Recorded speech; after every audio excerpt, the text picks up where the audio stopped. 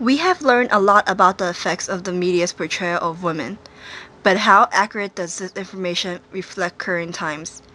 Many of these facts are based on information gathered in studies done years ago. Does this still apply in today's society with people we know living in New York City in 2012? Yes, they do, especially with young girls, and I speak from personal experience.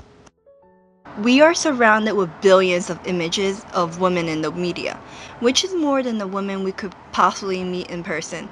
That is why our distorted idea of beauty and even what a regular, normal, average woman looks like are so strong.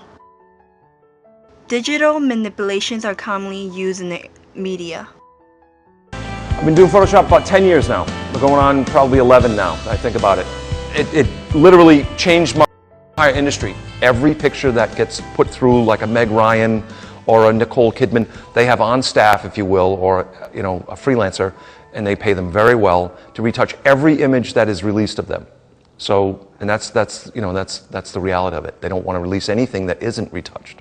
In your opinion, how many pictures in an entire magazine do you think are actually retouched? I would say 99.9 are retouched. I would say. Maybe 5 years ago it wasn't so much because it costs a lot of money to have somebody doing production time, but now it has to be. As a young girl, I remember believing all these Photoshop images were real. I couldn't tell that they were digitally altered. They just seemed so attainable, like everyone could look like that if they wanted to. There are beauty treatments and products that make you look like that. Even doing plastic surgery seemed normal, like everyone was doing it.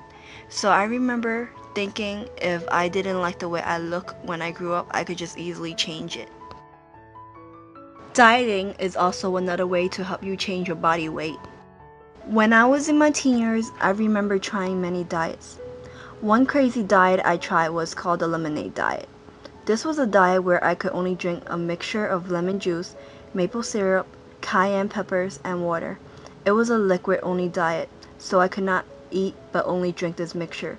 I remembered it tasted horrible and I felt like throwing up every time. I became really sick after a few days and had to stop because the stomach pains were too painful. I have also tried the baby carrots and celery stalk diet. This diet consists of 2 hours of exercise for every meal eaten. After a week, I couldn't do it anymore because I felt extremely fatigued. I had no energy to move, let alone go and exercise for another 2 hours. I thought doing these diets were pretty safe because I didn't see any negative comments about these diets in the magazine. What I read were only positive effects of the diet. Now I know that this is done on purpose. Magazines didn't warn about putting the negative effects because they want to sell the diets. I had to learn the hard way about the health issues that dieting can cause. During the time I dieted, I experienced terrible stomach pains. My anemia became worse. I felt my hair become brittle and it would snap off easily, and fainting spells became normal and expected.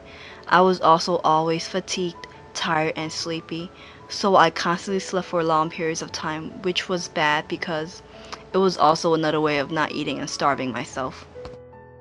Sometimes people say to me, "You've been talking about this for 40 years. Have things gotten any better?" And actually, I have to say, really, they've gotten worse.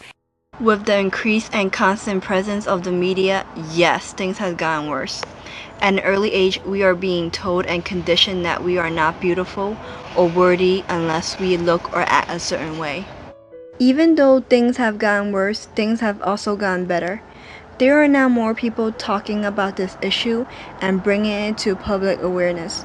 Maybe if middle school and high school had classes that taught media awareness, young girls would be still more aware and less susceptible to the influence of the mainstream media. The value of learning these informations are immeasurable.